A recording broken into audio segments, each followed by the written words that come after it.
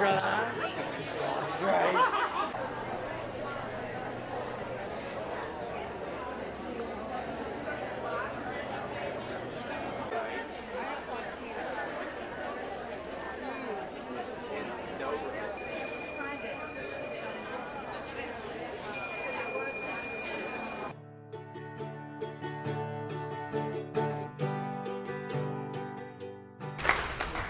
The pathway to mastery represents the next generation of the Eden alternative.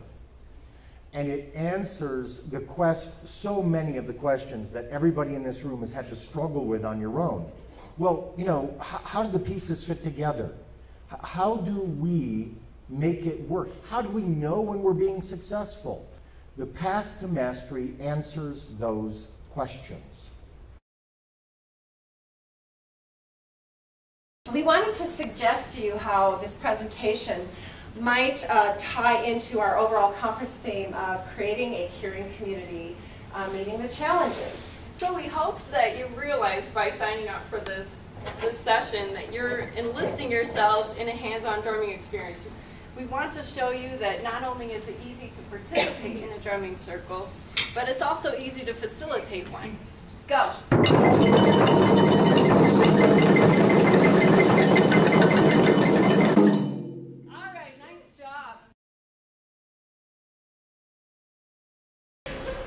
If we all take action, the world will change for the better, not just for elders, but for everyone.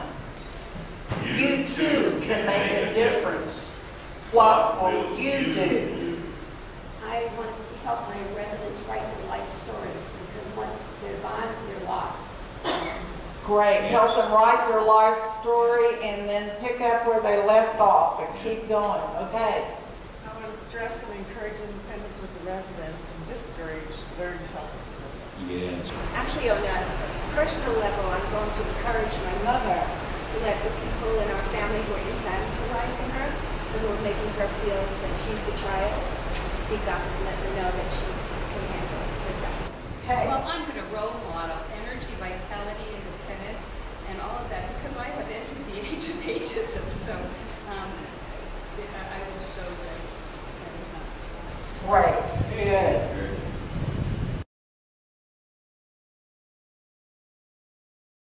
And once again, the nonsensical speech may never make sense to you, but the idea is to give that person a chance to communicate. Optimize the space, the quiet, all these communication techniques, one person only, and look past the words.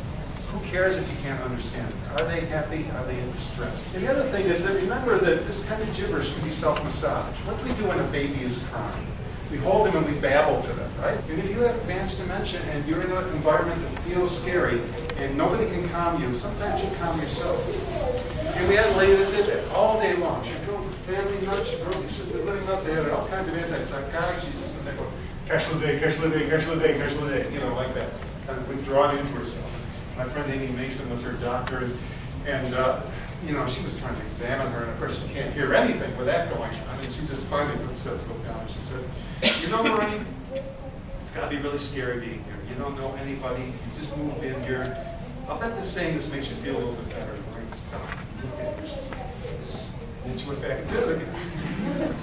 And then a couple weeks later, Amy had this really frustrating phone call with a family member that was just giving her a really hard time. She was in her office, she was ready to punch somebody. She put it down, she said, you know what I did? I did what Lorraine did. I sat there, I said, catch one day, catch one day. She said, you know what? I felt better. We had a woman, you know, back in the restrainer. I haven't used a restraint in over a decade now, but back in the restrainer, we had a woman who was considered severe dementia, agitation, totally disoriented. And she had one of those lap belts on, and at one point she said to the social worker, someone should explain to these people the psychological effects of restraining a human being.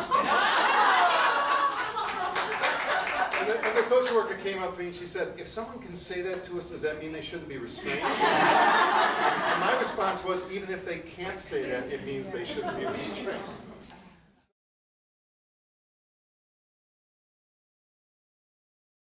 So let's now look at that second part.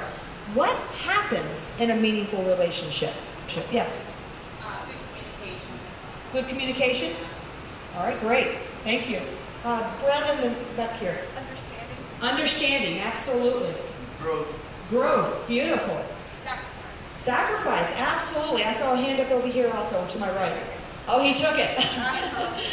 So that got seconded. Yes. Ooh, accepting the good and the bad of the person. That's beautiful. How about back here? We had one of our table partners know how to use it. Okay. It says, walls are broken and bridges are built. Ooh, beautiful. Walls are broken and bridges are built. That's a bumper sticker. I like that. Hello and welcome to Deal or No Deal.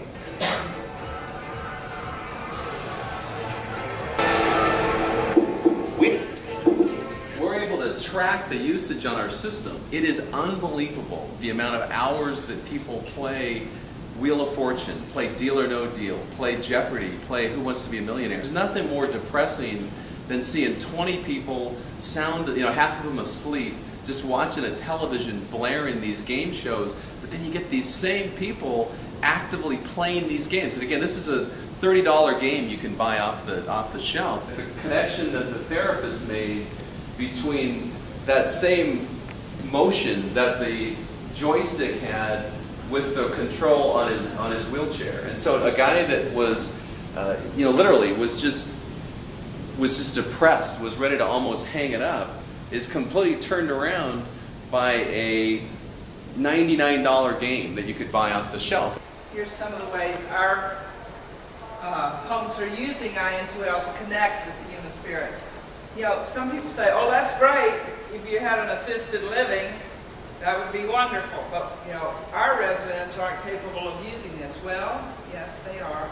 Lower functioning elders like history, looking through history button, music videos that are used with people who can't move or speak but love to dance. His eyes really light up when staff sits with him and click on the video. Let me dream of another morning and a time so long ago.